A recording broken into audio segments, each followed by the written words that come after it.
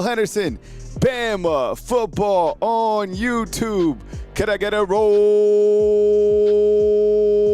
tide up inside the comment box? Let me know where you're watching from this morning. I got a great show lined up for you today on Bama football on YouTube. But first, I have a question for you, as I always do to start out the show. How good does it feel to be coming off a win over Vanderbilt? Are you still coasting into your week a little bit more upright, a little bit more positivity? You walking around the office, you listening to this at the gym, you feeling good, all right? I hope you had time to savor that win. That was a really good football team. That was a really good performance by the Crimson Tide against a quality team. Look, and I'm gonna tell you this, all right? Don't let up, all right? Because it's a one-game season. It's any given Saturday, all right?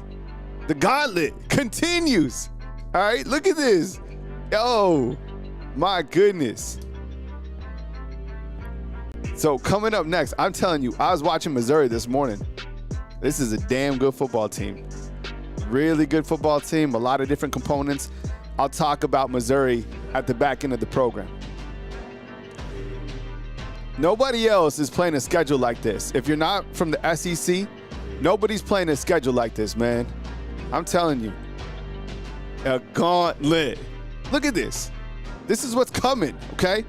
You got a really good Missouri team. I'm telling you, this team is good. Their quarterback, Bo Perbola, man, yeah. I really like his game. They got some very dangerous wide receivers, a really good running back. Then you got Tennessee, third weekend of October, right? South Carolina, I don't care if they're not ranked. This is a good team when their quarterback is healthy, all right? Vanderbilt beat them. Missouri beat them. That's a good football team. I'm telling you. We talk trap games. All these games are hard. Every single game is hard, all right? LSU, I mean, come on. Oklahoma, Eastern Illinois, and then you have Auburn, all right? So that is the schedule, and it's a one-game season, right? Every single game, you have to maintain that right psychological disposition to be able to continue to win every single game, all right? I pray you guys had a great weekend, rather. Man. Young C, what's up, man? Good morning to you. Thank you so much. Jawan Carey, good to see you. Mindy, Miss Careless, what's up? Amanda Jane, good morning to you. Max Tooney, always checking in. Amanda Jane. We got Eric Bossy. We got the lag guy. We got Eric B. We got Bruce Williams. Good crew this morning. We got Broderick. We got Chris from New Jersey. We got O.C. Dobbins. We got Miss Anita Waters, right? We got Chad Howard. My bad, Chad. Good crewing. Weekend Warriors. Marcus out in St. Pete's. Saw Anna up in here. We got Royal McElroy. That always makes me laugh. Miss Nicole Covington. The whole crew. Big Chevy 205. Big Chevy 205. Will High Note, what's up, man? Good morning to you, bro. Steven, good morning. I hope you're feeling right, man.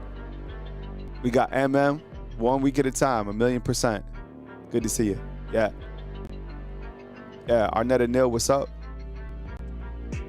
Yeah, I Chad Howards.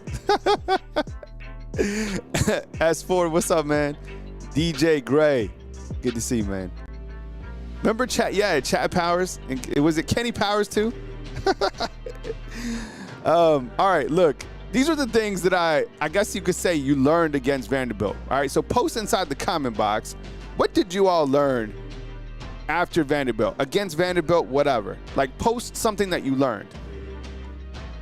I think for me, in kind of starting out the show, I think for me, man, look, the continued play. And just as I said, I was going over all my preview notes.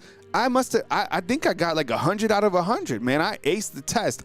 I knew what was going to happen against Vanderbilt. I knew what Alabama had to do to beat Vanderbilt.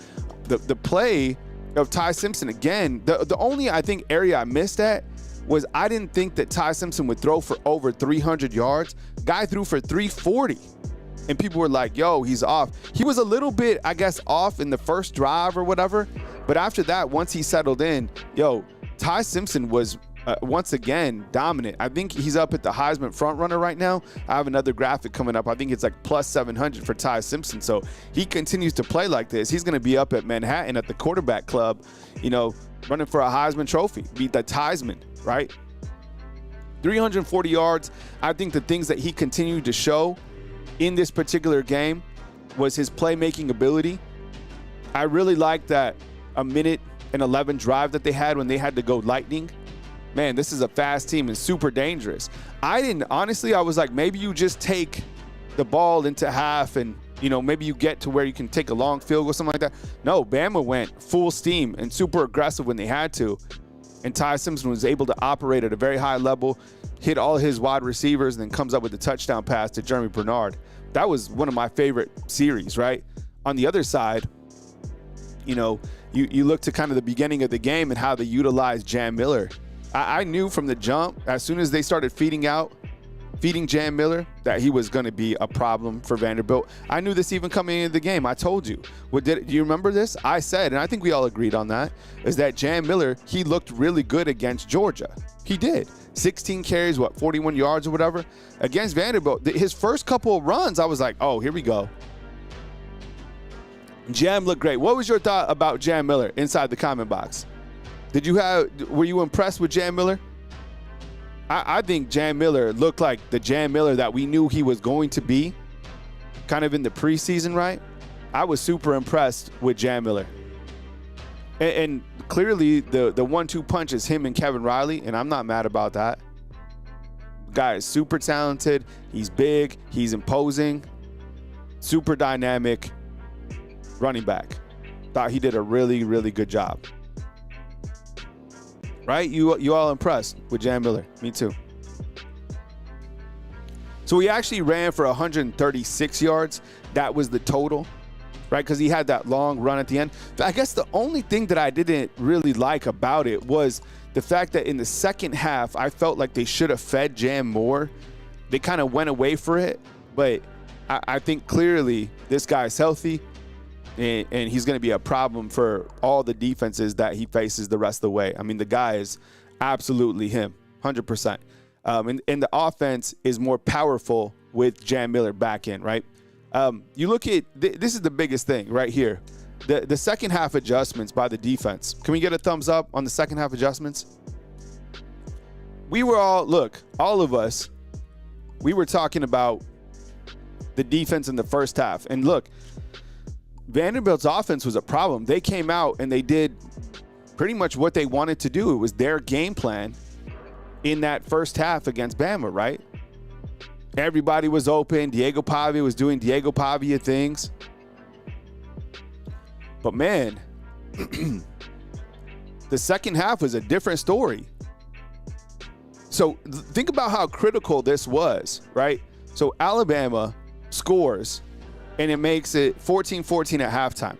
That touchdown probably was the changing point of the game. That and the first series for Alabama's defense in the second half, right? Because if Alabama, they get a stop and you come out and you kick a field goal, now it's 17-14. Vanderbilt comes out again, you stop. You come down the field, you kick another field goal, 20-14. Okay, Vanderbilt gets the ball. They're driving down the field, fourth quarter, there's 12 minutes left, and Diego Pavia throws an interception. So, look, the defensive adjustments have been great. And I think the number is they've only allowed 7 points in the last two halves against Georgia and Vanderbilt. Isn't that a telling stat? So, look, I get it. I've been talking about Kane Womack and it's, the chunk yardage plays, but the second half adjustments have been there. And most importantly, the defense has stood up when they've had to. They've come up with big plays when they've had to. Against Georgia, 4th and 1, they come up with a big stop. You need a, turnover in the red zone. They do that. So Look, and think about this. This is how high our standards are. We're pissed off about the defensive performance, and you allowed 14 points to a team that was scoring 50 points a game or whatever, 55. You're mad because they scored 21 in Athens. I get it. The chunk yardage plays have to stop. But at the other side, we have to give credit where it's due. Okay, so now we went through the same thing with Womack last year. Now we're like praising him. But I think we have to give credit where it's due. The defense came up in the second half.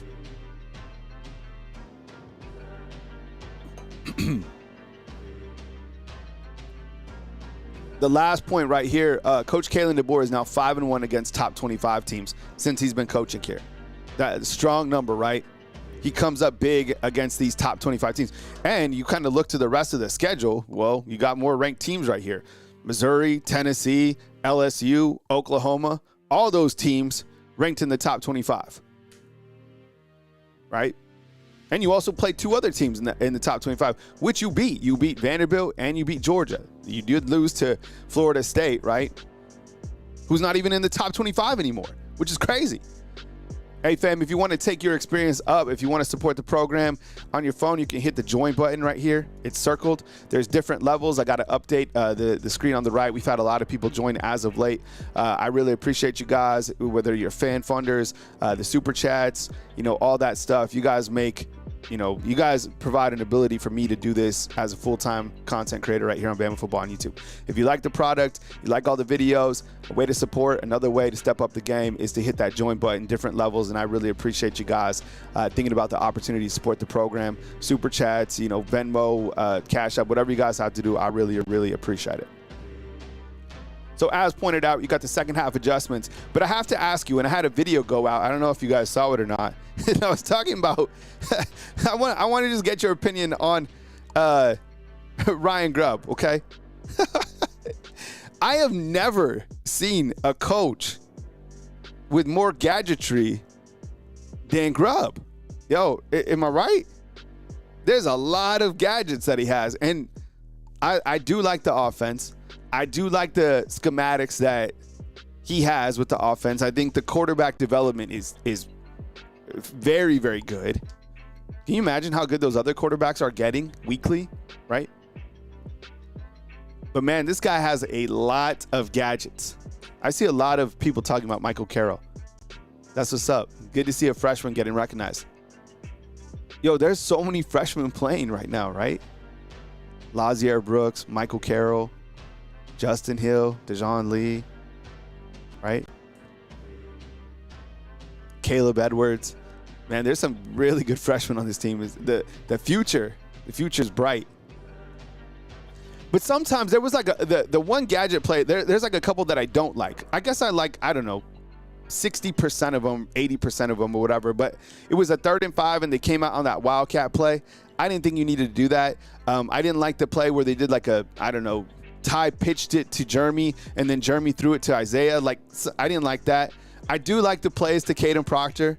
Yeah, I would imagine that they do some sort of like a tush push or something like that with Caden Proctor. I mean, you're utilizing a 6'7", 370, player. And I think high school football players love that, right? That's kind of like Alabama's, flirting with they're never going to have different jerseys, but doing stuff like that goes out to the national brand. Players see that, what Grubb is doing, and they're like, damn, we want to be a part of that, right? We want to do that. We want to play in an offense like that. That's fun, right? Different jerseys, that's fun. So go gadget Grubbs, I'm not mad about it. Some of them I'm like a little bit, I question them, but the guy's been doing a really good job, specifically with the quarterback development. Kind of leads into Tai Simpson, right? This guy, man, could I get a thumbs up for Tai Simpson? Plus 700 now for the Heisman Trophy. The season that he's putting together is pretty remarkable. The guy has been absolutely on it. Okay, let's come to Truth Town real quick, okay? Let's come to Truth Town real fast. I have to ask you,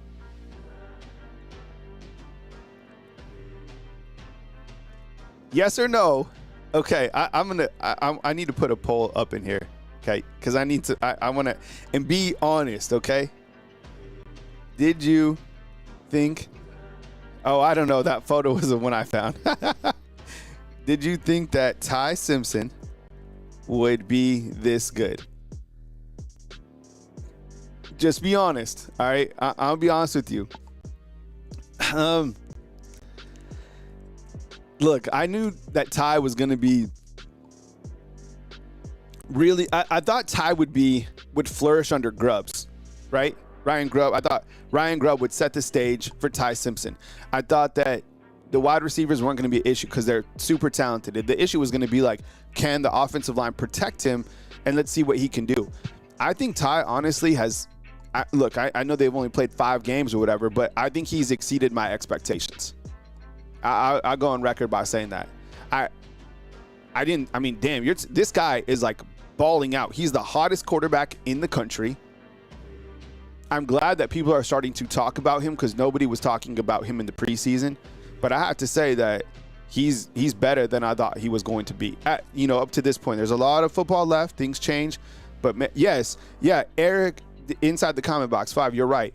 After that Florida State game, the way that he has taken steps forward, the way that this team has taken steps forward, yeah, super impressive. And I agree, J. Cole. It's not perfect, but he's pretty damn good. Look at these numbers. Almost 1,500 yards, so he's on pace to throw for over 3,000 yards. Remember, we put the over-under in the preseason like at 38 or 2,800 or something like that. He'll go over that. 13 touchdowns, 1 interception. That's a hell of a ratio. 70%. That's like Mac Jones type stuff. What did Mac Jones finish out like 72, 73? His quarterback rating 174. So and now plus 700 for the Rat Poison Heisman Trophy. So absolutely balling out 1,000,000%. Kind of looking at our over-unders against this game. This is my parlay. It missed, by the way. I only missed on Tai Simpson. I didn't know he was going to throw for 340. So now he's thrown for over 300 yards twice. Jeremy Bernard caught for 82. And Alabama's defense actually held Diego Pavia under 200 yards passing with 198, right? So if you download Sleeper right now, you can get $20 for free. Just download the app and you get $20, all right? You can do parlays, you can do more or less. It's fun to do. Elevates the experience. It's available in 25 states. Terms and conditions apply. But if you want to kind of elevate that, get a $100 deposit, match up to $100 when you use my promo code, which is tailgate. So Sleeper, I use it every day for my fantasy football teams, and I use it to play more or less, all right? You got a Monday night football game tonight, so perfect time to download the app and get $20 upon your entry. Hey, we're also back with the gift card pinwheel, all right? So how to enter the raffle. We started this again last week, so we can do the gift cards, all right? So it's $10 to enter to win $100, all right? And we'll spin the pinwheel on Friday. We'll start to warm up the pinwheels again. So Case is in already, so it's in Super Chats work as well. So remember, Fanatics has officially licensed everything. So $10 to enter, up to 3 opportunities for a chance to win a $100 gift card to Team Fanatics, all right? And I think we could probably do one to Athlete's Thread as well. Maybe next time, maybe next week. So I'll bring this graphic up again. If you're watching on the rewatch, $10 to enter for a chance up to win a $100 gift card, all right? So Team Fanatics officially licensed everything. And let's see what Chase has to say. Chase says, just thought it was interesting. Justin Jefferson got the strip fumble on Diego Pavia inside the red zone, a.k.a. the player that gave him another year of eligibility. Roll Tide. Yeah, that's crazy because Justin Jefferson was supposed to graduate, but he benefited by the rule of Diego Pavia, right? Pavia fought the NCAA, said that he needed another year of eligibility, and he came back, which allowed Justin Jefferson to come back. Wow, good point out. I didn't even think about that, but that's funny as hell. All right. This is the top 25 poll, all right?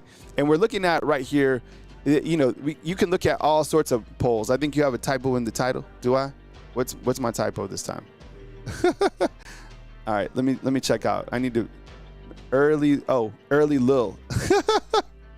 All right, let me fix that real quick. You got to fix it on the fly, man. There's no better time to do something, right? Than right now. So let me just take care of it. So if you guys want to see the error, it's early look. It said Lil. So this is updated. Thanks for your help, man. I appreciate it.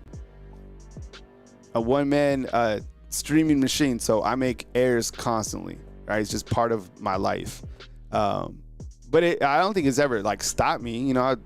You keep on moving forward. I appreciate it though. Thanks, Kevin. Thanks for the point out. So we're looking at the coaches poll right here. I have a question for you. Did you watch Miami and Florida State?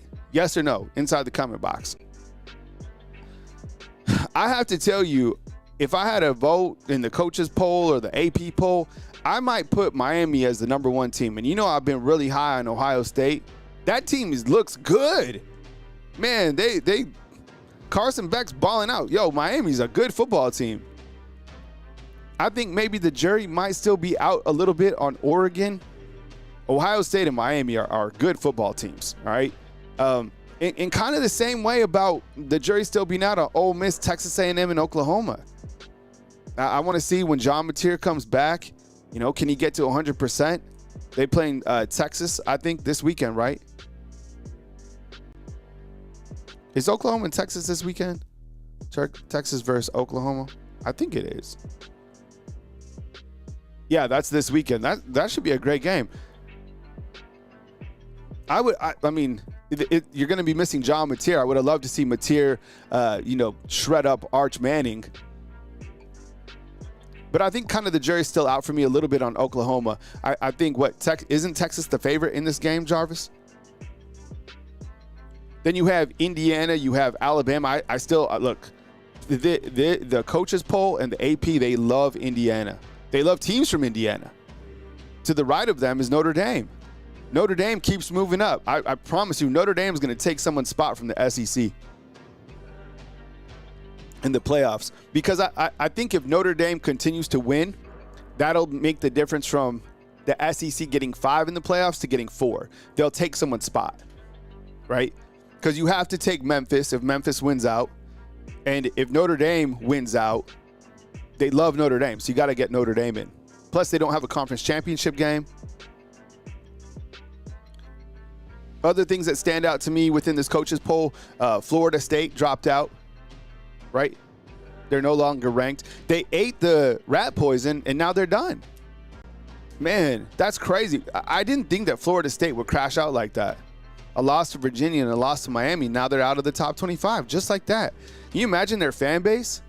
Yeah, we beat Alabama. We've arrived. Nobody's arrived this season. Nobody has arrived until you've literally gotten a seat at the playoff table. I'm telling you, college football, the teams are too good. They're too equalized right now. Nobody has arrived until you've literally arrived.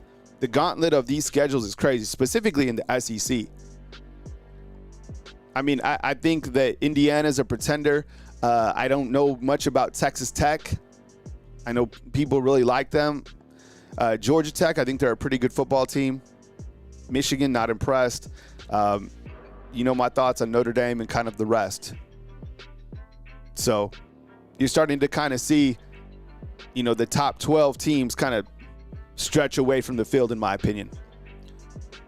But I have to say, in terms of the biggest winners, I think Miami's certainly one of them. This is a really good football team. I think Mario Cristobal, he's got himself a good team. A lot of people on College Game Day were talking about Miami being a title contender. But they look fast. Kadarius Toney, my goodness, that receiver is absolutely elite. They play really good defense. They shut down Florida State. I thought Tommy Castellanos made some bad throws. But no, I got to give credit where it's due. Miami's a pretty good football team. Texas, man, what the hell is going on at Texas? They lost to Florida. We knew that they could lose, and they go down there and then lose. What's going on with Texas? Just overrated? Is Arch Manning not him? Nobody talked about Tai Simpson in the preseason. Everybody talked about Arch Manning. He was on the cover of everything. I even kind of ate the rat poison. I thought that Texas would be really good. Man, 0-1 in SEC play. Their only wins are against San Jose, UTEP, and Sam Houston. man, really, really disappointing. I can't even imagine their message boards, their shows. The ratings must be going crazy because they thought that this was going to be the absolute team, right? And then as I always talk about Penn State, you know I've been hating on Penn State since the beginning of the season, right? Man, another loss. They lost to UCLA, a team that hadn't won any games. Isn't that crazy? James Franklin, man, can't get it done at Penn State. I'm glad they're out of the playoffs, right? Penn State's done. Because you've already lost 2 games in the Big Ten. They're not going to make the Big Ten championship. I think the loss against UCLA, they are completely out of the playoffs. Thank goodness. They were taking up room anyways. Indiana, I would imagine, takes their spot, and you get 3 in from the Big Ten. So what I did here was I'm going to show you the college football playoff standings for each conference. My red line right here kind of shows you, in my opinion, how many teams will get into the playoffs from each conference, okay? So right now, for example, in the SEC, I have the SEC getting 4 teams in the playoffs, okay? Maybe 5. The 5th team will be a bubble team versus Notre Dame. I'm going to tell you, I can already tell the future. That's exactly what it's going to be. The problem is here within the SEC is look at all these undefeated teams. Look at all these teams are going to start to cannibalize each other. The playoffs are not designed equally. Look at this conference. This conference is crazy. Ole Miss, undefeated. Texas A&M, undefeated. Bama, 3-0 in SEC play. Missouri, undefeated. Oklahoma, undefeated. Georgia, 4-1. Vanderbilt, 5-1. LSU, 4-1. 3-0 in conference play. Vanderbilt, 3-0 over here, right? Or what is this? This must be home. Oh, this is conference right here. You see what I'm saying? But look at the overall record of all these teams. This is crazy. So I think that 4 teams definitely get in from the SEC, maybe 5.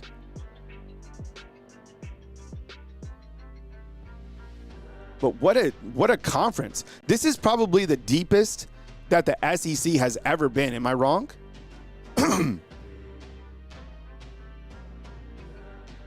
I think this is like top to bottom. This conference is loaded.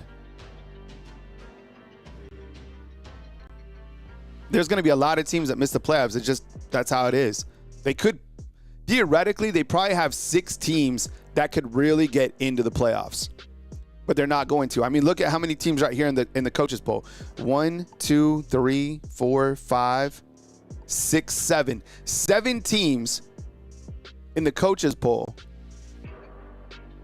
are in the top 12 from the SEC. 7.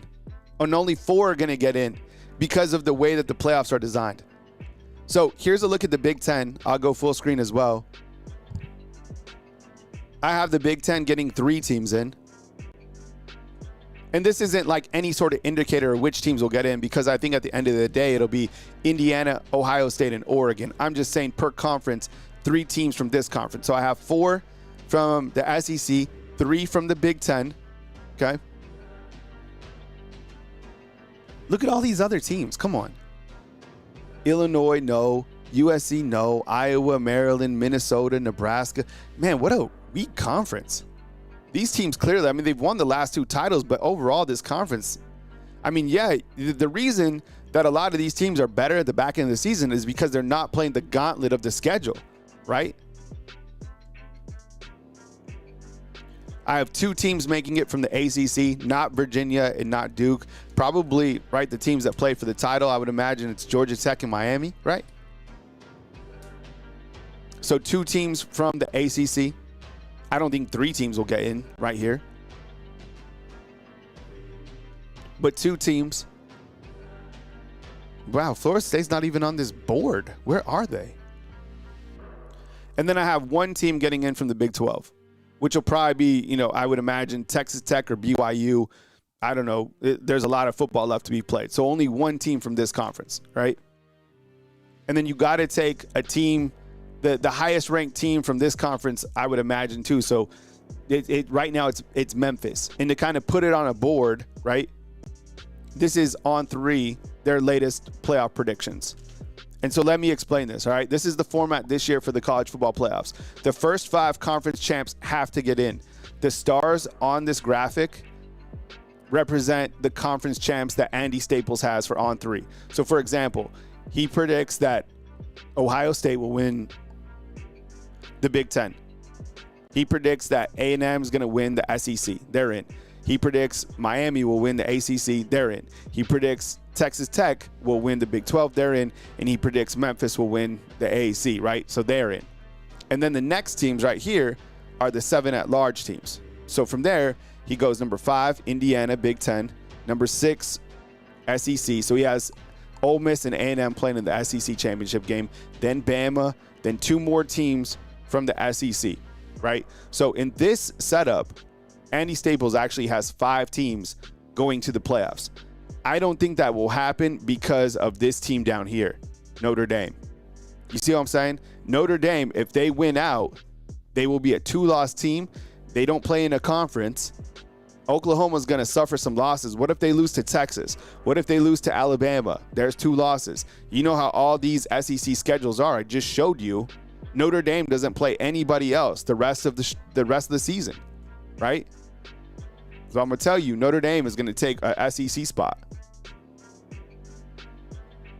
And I agree, Coach. It is way too early to even be looking at this, but I'm just telling you, based on the perimeters and kind of, the examples, teams from the SEC are going to get left out because you have to take the conference champs have to get in.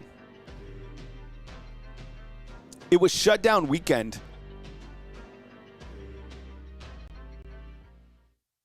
It was shutdown weekend for Alabama. And what I mean by that is following Alabama's victory against Vanderbilt, look, people saw that, all right? A national stage saw that. Remember how many people watched Alabama beat Georgia? 10 million people. I haven't seen the TV ratings of Alabama versus Vanderbilt, but recruits saw that game. The nation saw that game. You continue to see Alabama gaining momentum. And yesterday, you had not 1, but you had not 2, but you had 3 high-profile prospects on the offensive side of the ball all announced that they were shutting it down. What does this mean? Why aren't these prospects shut down in the beginning? This is how recruiting works. The guys are committed, right? And then they announce later on in the season that they have shut it down. So they're not taking any more trips. They're not going anywhere else. They're just waiting to sign their official paperwork to become a member of the Alabama Crimson Tide. These 3 guys on the board right here, absolute ballers. Let me break it down. You got Jet the Mauler right here, a high-level quarterback. He's a 4-star, 6'5". This guy is a multi-sport athlete, really good basketball player as well. So he shuts it down. He's not going anywhere else. You got your quarterback locked in. This guy right here, these 2 guys over here, look, I think recruiting the state of Alabama is the most important thing that you have to do. You have to be able to take care of your own backyard. One of the biggest things was, can Coach Kalen Debor continue to recruit the in-state guys? Can he land the elite in-state guys, okay? These 2 guys right here are absolutely ballers, okay? Sedarian Morgan, thank goodness he's not here right now because he would take the spot of somebody else, another wide receiver. He's that good. Do you agree with me? Have you seen this guy play? He's 6'4", 220. So what's going to happen is you're going to lose Jerry Bernard and you're going to lose Isaiah Horton. Those guys will go into the NFL. You will have next year, I'm calling it right now, you have Ryan Williams, you have Lazier Brooks, and you will have Sedarian Morgan. Those will be the 3 wide receivers, and there'll be a spot for a 4th to step up. I don't know who that will be, but this guy will be one of them. I would be completely shocked if this is not one of the key staples for Keelan Russell, Austin Mack next year. This guy, absolute baller, okay? You're going to lose Jam Miller. You're going to lose Draylon Washington, right? Those guys move on. You're going to have, I guess, Kevin Riley will be, the projected starter. You got Richard Young. You got Daniel Hill, A.K. Deere. Xavier Crowell, right, out of Jackson. Oh, my goodness. Have you guys seen this guy play? These 2 guys on the right, look, no disrespect to Jet the Mall. I think he's a good player. These guys are crown jewels. Crown jewels. This guy just had a highlight. You see, follow Quarterback Country on X. This guy had a hurdle, kind of looking like Saquon Barkley. It's crazy to say. He's similar to Jam Miller, but it seems like he has a little bit more athleticism. Is that crazy to say? So Xavier Crowell, man, that guy is, next in line. You guys mentioning that maybe Isaiah Horton comes back? Maybe. I think he could. That would be an interesting one because I don't know if he has enough volume production to come, to go to the NFL. That would be an interesting one. I think based off his skill set, Isaiah Horton could probably be like a third, fourth round guy right now. He'll have to think about it. But if he does come back, that would be clearly an added benefit for Alabama. So maybe it will be Ryan Williams, Isaiah Horton, Cedarian Morgan, and Lazier Brooks. How about that? That would be filthy. That would be crazy. Okay, yeah, so Horton staying. Keep him here. These guys have all stayed. Now, I get it. Tank Jones, it looks like he's still taking visits, right? The big-time, outside linebacker from down in L.A., Mobile. I don't know. Until he officially signs, right, with Oregon, I don't think that's completely over. And if it is, then so be it. You're not going to get everybody. But the two crown jewels right here, super important. More recruiting news. You got Jared Dottie. He committed yesterday. 6'6", 300 pounds out of Atlanta. He's a 3-star prospect. I know people get worked up about different ratings, whatever. Go ahead. But I think you recruit offensive tackles. You try to recruit defensive tackles. This is the hardest position in college football to recruit. So I know you guys were talking about Michael Carroll and Jackson Lloyd in the beginning of the show. Those guys are going to continue to develop. Wilkin Formby will be back next year. Caden Proctor goes to the NFL, right? Olas Allen will be fighting for one of those spots. I have no idea the overall skill set of this guy, but getting an offensive tackle, I'm never going to get mad about getting a tackle or a defensive tackle. I don't care. You know who else was a 3-star? London Simmons, the defensive tackle for Alabama, right? He's a 3-star. Yo, he's been balling. He's one of Alabama's best defensive tackles right now. Jariah Edwards, he was in town. I love this photo right here. And I had a recruiting video go out yesterday. You imagine Jariah Edwards, he's a 5-star, right? He's committed to Alabama. Hey, Jariah, we have somebody we want you to meet during your visit. It's Coach Saban, the GOAT. So, look, this is why Coach Saban is still getting paid $500,000 a year, okay? Because he's still mentoring Kane Womack. He's on College Game Day. He's clearly still a fan and will forever be a fan of Alabama. He picked Alabama all the time, and he says, roll Tide. I love it. I love the fact that this is who he is, right? So, and he's still helping Alabama recruit in these areas, right? So when he's around, if he's in town, you go and shake Coach Saban's. What a resource. Think about this. No other program in the nation. They might have more money, right? Maybe a couple have more money. I don't think a lot do, honestly. I think Alabama has so much money, it's ridiculous. But, yeah, you go meet with Saban, and that's it. I see you guys talking about Rico Scott inside the comment box. Look, Rico Scott, one of the best wide receivers, but the other guys are outperforming him. And that's just how it's going to be here. Like, Rico Scott has look, wide receivers, the guys right here are ballers. But he's not going to play over Ryan Williams. He's not going to play over Lazier Brooks. He's not going to play over Isaiah Horton. He's not. Like, that's already happening. If Rico Scott was going to play over those guys, he'd be already playing over them. Let me ask you, inside the comment box, make the tough call.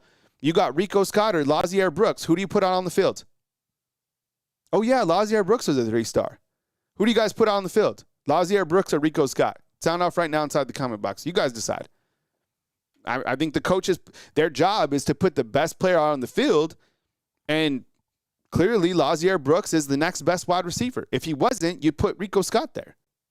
And look, Rico Scott is that dynamic of a player, but Lazier Brooks you can't keep him off the field.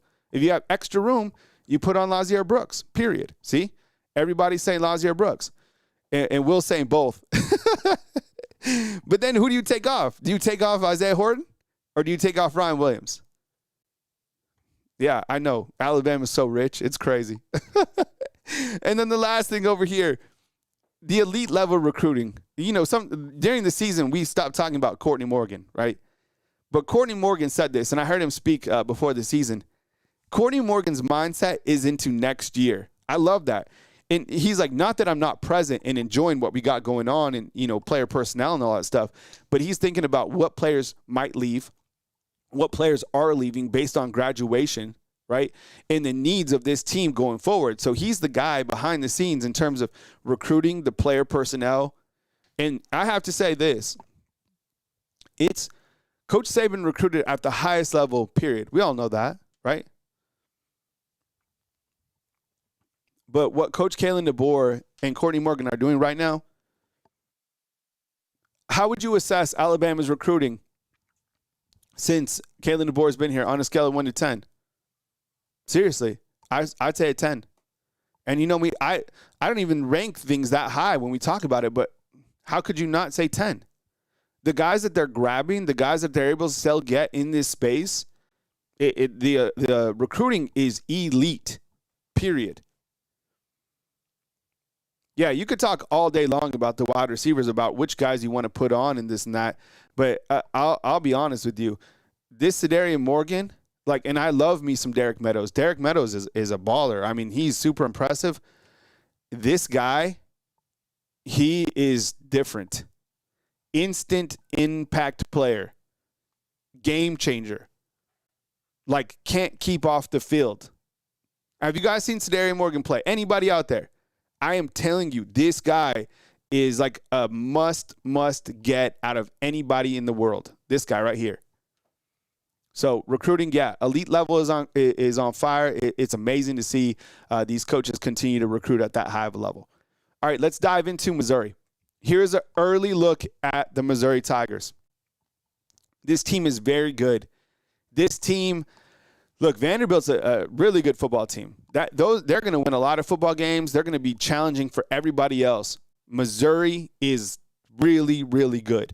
Look at, from statistically speaking, here's where Missouri stands. I'm telling you, I want you as a fan to erase everything that you thought about, the old teams. You remember Missouri, you're like, meh, weak. No, good, really good, challenging football team, challenging football game. This will be a very challenging environment for Alabama to play on the road at.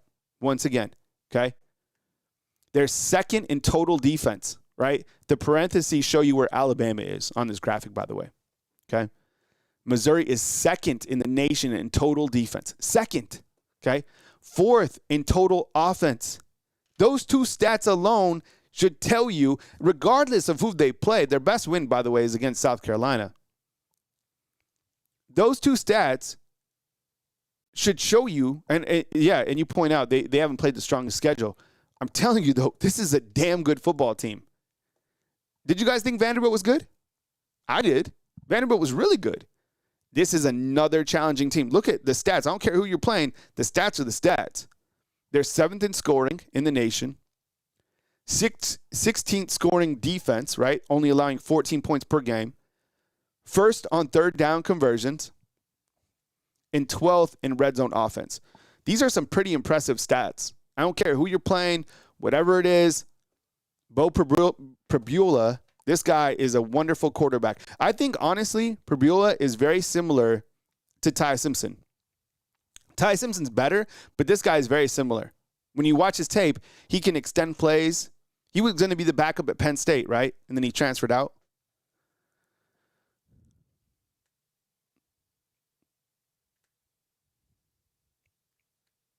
Super talented. Here's a look at their schedule right here, okay? So they beat Central Arkansas 61-6. Then they beat Kansas by a score of 42-31, right? They beat Louisiana by a score of 52-10, okay? I agree, Emmanuel, inside the comment box. Vandy's good, really good. They beat South Carolina with Lenora Sellers. I watched this game. Who else watched this game? This was a damn good football game. South Carolina probably feels they should have won this game. I thought it was going to go into overtime. And then they just beat UMass. And the scary thing about this team, too, is they've had an extra week to prep and to rest for Alabama, right? I need to get Drinkwitz's press conference up. he's a good coach. So, look, not the most challenging schedule by any stretch of the imagination. I get it, right? And that's something these guys haven't played a team like Alabama. Nobody has. Can you imagine getting ready for Alabama's offense? No, thank you. This guy up here, though, Pribula, 1,200 yards on the season through 5 games, 1,200 yards, 9 touchdowns, 3 interceptions, okay? Ahmad Hardy, this guy is a big, imposing running back. He has 730 yards. And this guy right here, Kevin Coleman, okay, you guys, on third down, this is like Mr. Third Down. Check this out. In 5 games, Coleman right here has nearly 40 receptions. 40, right? Uncle Charles, what's up, man? See you inside the comment box. I appreciate it. Okay, so this is Coleman, and this is what you're going to see from Missouri, all right? This guy in the slot, you have to know where this guy is at all time. By the way, this number 2 over here, this wide receiver, is a playmaker, like baller. These wide receivers and this tight end right here, number 87, I think it's 87 is their tight end. Yo, their offense is damn good. So what this guy is going to do at the slot, he's just going to basically come across every single time and pick up first down after first down after first. He has 40 receptions in 5 games. That's crazy, right? This guy is a playmaker. You have to put, I guess, the money on him. You have to figure out where this number 2 is. He is going to make plays. And this quarterback back here, he can run around like Tai Simpson, very similar, and he can extend plays. I'm telling you. Very, very similar. And he can run. He's fast. He's super fast. This quarterback. Ahmad Hardy right here. This running back, this was a touchdown. He ran right here. Everybody stopped him, and he plowed over everybody and kept on going. Big, imposing running back. All right? I'm telling you, on defense, they are going to come after Tai Simpson. Out of all the games so far, this will be, I was surprised that Georgia didn't send more pressure, right? Missouri is going to send pressure. Missouri is going to come after Tai Simpson. They have to have a plan. And I'll tell you what, I will give you a sneak peek, okay? You know what will hurt Missouri? You know what will hurt Missouri? Screens. Screens to Kevin Riley. I'm sure this is already added. But remember how I told you Jan Miller will have a big game? Kevin Riley will catch for like 75 yards against Missouri. I have different varieties of screens that are ready for Missouri because Missouri is going to send pressure. And when they do, if you can hit them on a couple screens, your wide receivers are going to, your running backs are going to eat. I'm telling you, screens will kill this team. $1 million. 44, $8 sounds like I'm going for Missouri. Does it sound like I'm pulling for Missouri, everybody? Or does it sound like I'm explaining to you how good Missouri is going to be? Right? You know, if the team doesn't, if Alabama doesn't win, like the YouTube channel crashes. So it would be opposite of me to go for anything other than Alabama winning a championship game. Just, think about it, right? All right, $44. Take it easy, dog. If you want to understand the facts of like the team that you're playing, I can't help you, dude. You have to be able to live in reality and understand the team that you're playing, right? So, that's just facts. This team is good, I'm telling you. Remember, you can get a $20 entry when you pop on to Sleeper, all right? $20 when you just download the app. And I play Sleeper all the time. It's really fun to do. Check it out, Sleeper. And you can also get a $100 deposit match up to $100. Use the promo code TAILGATE, right? No, I can't be real. I can't tell you the truth. People can't take the truth, right? No, don't worry. They suck. They're terrible. No. I wouldn't even worry about Missouri. I would play Austin Mack in this game. Play Richard Young, right? You don't have to get ready for this game. Yo, you have to get ready for every single game. Yo, look at this schedule, okay? I put the teams in blue as the teams that this is where the teams were ranked when you played them, right? So Alabama, when they played Georgia, Georgia was 5. And this graphic was put together by ChatGPT because we asked them after Florida State, we're like, how many games are going to win or lose? So ChatGPT, if anybody's been a Bama fan, it's been ChatGPT. They said that Alabama would finish out, just run everything And here it is. So I put the little rankings by. So when Alabama played Georgia, they were 5. When they played Vanderbilt, they were 16. See what I'm saying? And kind of from the rest, no more previews on Missouri. That's banned. We're scratching that. We can't. We can't tell the truth about the other teams because Alabama's the best, and you don't have to play your starters in this upcoming game, period. Right? So that's just how it's going to be. So this game, you can't catch me on Saturday for the watch along. I'm taking the rest of the week off, playing golf this week. I just play. I love you all. But this schedule's hard as hell. All right. So you got 14-12. I think South Carolina, that game terrifies me. Right? Who else? Look, I don't. South Carolina is another ranked team to me. I just make up a ranking and put it on them. Because that team's going to be hella good. South Carolina, with that quarterback, think about all the quarterbacks you're about to face. Bo Pribula, right? Over here, Missouri. Joey Aguilar. Yo, Joey Aguilar is good. Oh, I'm sorry. I can't say anything. Just wait till the channel turns into college football only. Then you get freaked out. Then you got Lenora Sellers. Then you have Garrett Nussmeier. Then you have John Mateer. Then you had Jackson Arnold. Yo, all of those quarterbacks are elite quarterbacks, all right?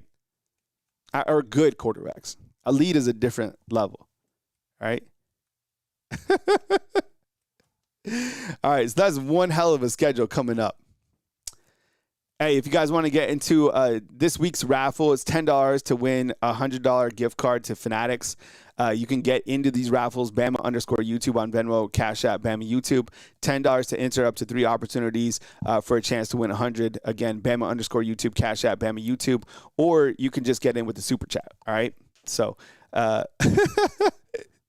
get it where you fit in. And once again, Alabama defeated Vanderbilt by a score of 30-14. That was crazy. So before I bounce out, did you guys see Diego Pavia when he was walking off the field?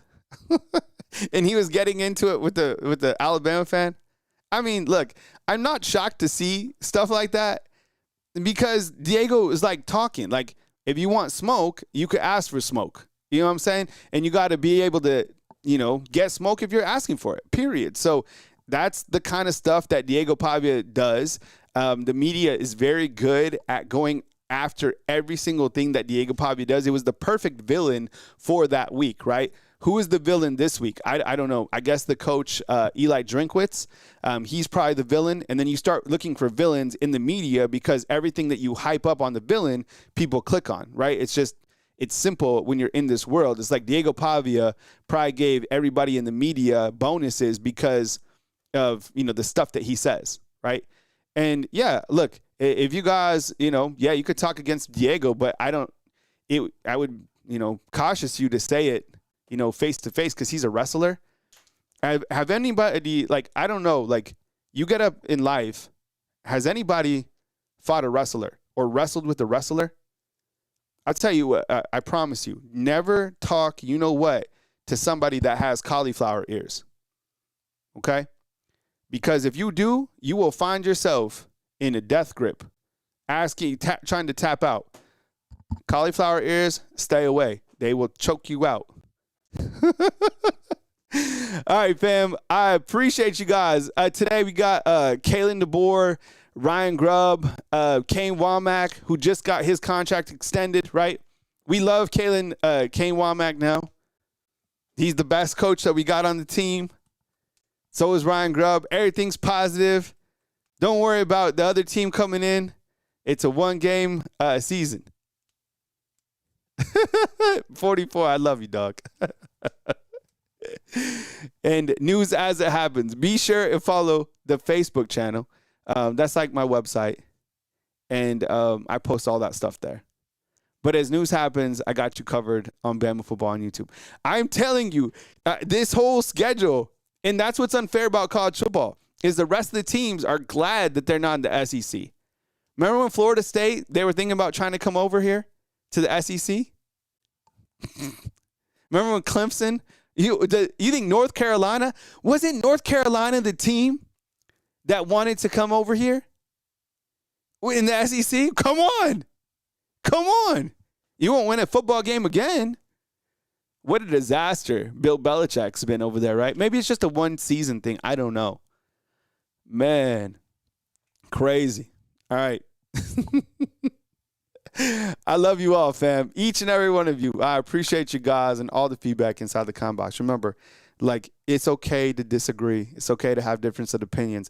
And I promise you, if you met me outside of this space, we'd kick it. We'd be friends. We'd, you like old fashions, we have old fashioned. You want to smoke a cigar? I'll smoke a cigar with you. I'm a guy's guy. I promise you. You want to play golf? I'll go play golf with you. You want to lose in cornhole? I'll beat you on cornhole. You want me to lose on golf? I'll beat you on golf. You want to shoot some free throws? I'll shoot some free throws with you, right? You want to race? I'm probably way faster than you, right? I'm low-key fast as whatever. So, I'd be curious to see if anybody inside the comment box could beat me in a race. I'd probably say I doubt it. All right, fam. I love you guys. Coming to you from beautiful Tuscaloosa, Alabama. I have Coach Kalen Debor later on today in News as It Happens right here on Bama Football on YouTube. I love you guys. I appreciate you guys. Thank you for always supporting me. Be where your feet are at. Be grounded. And, just enjoy this beautiful thing we got called life right here on Bama Football on YouTube. Don't sleep on Missouri. This team is very, very good. All right, catch up with you soon, fam. Love you.